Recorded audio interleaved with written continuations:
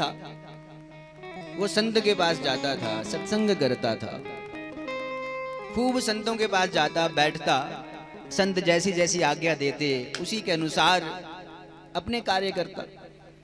एक दिन वह व्यक्ति, वह लड़का संत के पास गया, जाकर के कहता है, महाराज। संत ने पूछा, भाई आज विलंब क्यों हो गया? बोले, महाराज मेरी शादी पक्की हो गई है। संत ने कहा, अच्छा अब तुम हमसे गए। उसने सुन लिया। कुछ दिनों के बाद फिर वो 2 दिन नहीं आया। फिर जब तीसरे दिन आया, संत ने कहा, भाई कहां रहे? बोले, महाराज जी मेरा विवाह हो गया। बोला, अच्छा अब तुम अपने माँ बाप से भी गए? फिर उस व्यक्ति ने कुछ नहीं कहा।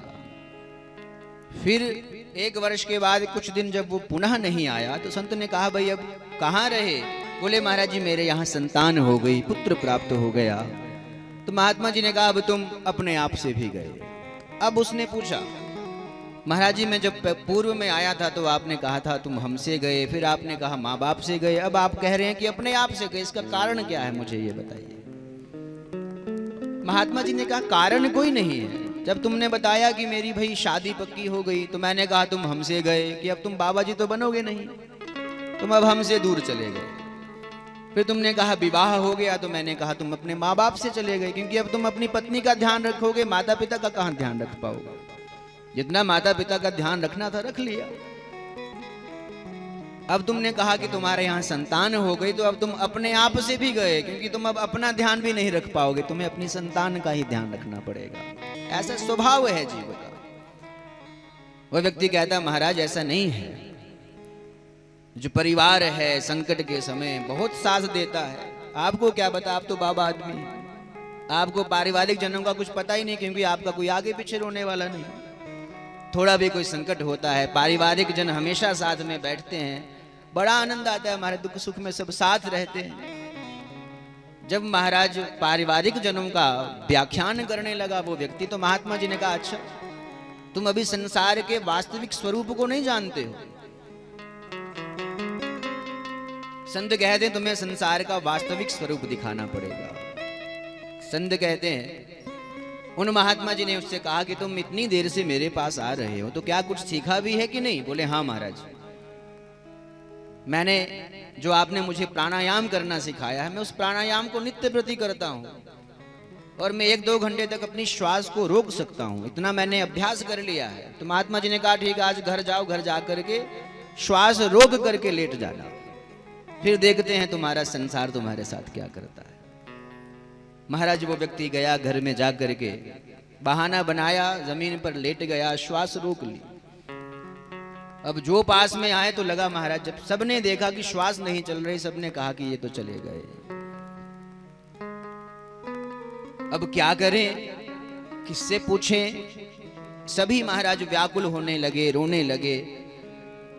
सबने रह रह के महात्मा जी को बुलाया, गुरु जी को बुलाया, कहा महाराज आपके पास ही सुबह गया था, जब से आया है तो देखो ऐसे ही लेटा है महाराज, पता नहीं क्या हो गया। महात्मा जी आए, उन्होंने उनका हाथ उठाया, देखा भाई ये तो चले गए, ये तो जीवित नहीं है। कहा महाराज ऐसा मत बोलिए, आप सिद्ध पुरुष हैं, कुछ कीजिए, ये हमारा जवान बच्चा इस प्रकार नहीं जाना चाहिए। आप तो महाराज कर तुम अगर तुम अन्यथा कर तुम समर्था है, आप कुछ भी कर सकते हैं। महात्मा जी ने कहा, अच्छा रुको एक काम करता हूं। संत कहते महात्मा जी तो जानते थे कि ये केवल ऐसे ही लेटा है। महात्मा जी ने दूध की कटोरी मंगाई और एक मंत्र पढ़ा, पढ़ करके उसके शरीर पर 7 बार घुमाया, 7 बार घुमा करके उस कटोरी को रख दिया। कहा कि भाई मेरी भगवान से बात हुई है, वो कह रहे हैं भाई अब इस घर से किसी ना किसी को तो ले जाना पड़ेगा। ये जो दूध रखा है कटोरी में, जो इसको पी लेगा वो चला जाएगा और ये उठ जाएगा, ये बच जाएगा। अब आप बताओ आप में से कौन जाना चाहता है। महाराज दूध की कटोरी जैसे ही पिताजी के पास गई, पिताजी ने कहा भाई अभी मेरा पुत्र तो चला गया, अभी मेरे पास तो और बहुत सारे कार्य हैं, यदि मैं चला जाऊंगा तो बहुत दिक्कत हो जाएगी महाराज, इसलिए मैं इस दूध को नहीं पीऊंगा। पिताजी हट गए। माता राम के पास गया तो माता ने कहा भाई जब मेरे स्वामी नहीं जा रहे, यदि मैं चली जाऊंगी तो मेरे स्वामी की सेवा कौन करेगा? इसलिए महाराज ये दूध मैं भी नहीं पीऊंगी। उसकी पत्नी के पास उस दूध की कटोरी को ले जाया गया। पत्नी ने कहा, महाराज यदि मैं ये पी लूं, मैं तो चली जाऊंगी, ये जीवित हो जाएंगे, तो मेरे इस नवजात बच्चे का क्या होगा? ये दूसरा विवाह कर लेंगे, जो दूसरी आएगी वो मेरे इस पुत्र को मुझ जैसा प्रेम नहीं कर पाएगी। इसलिए महाराज जो हुआ होने दीजिए, अब क्या कर सकते हैं। गांव वाले महाराज जो खड़े थे, उन्होंने देखा महात्मा जी का कोई भरोसा नहीं, क्या पता कटोरी हमारी ओर घुमाए, तो गांव वाले ऐसे ही भाग गए वहां से।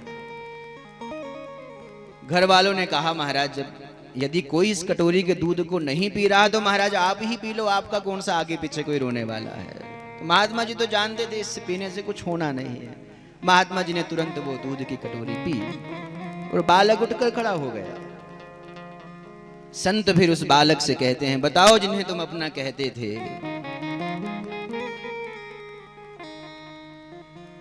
जिन्हें हम हार समझे थे गला अपना सजाने को, वो विषधर नाग बन बैठे हमें ही काट खाने को। कहा जिन्हें तुम अपना समझते थे, बताओ आज कोई भी तुम्हारे साथ नहीं रहा। संत कहते हैं वो बालक उसी समय उठा, घर बार छोड़ करके संत के साथ आश्रम में जाकर के महाराज शेष जीवन उसने भगवान नाम के ही श्री चरणों का आश्रय लेते हुए व्यतीत किया।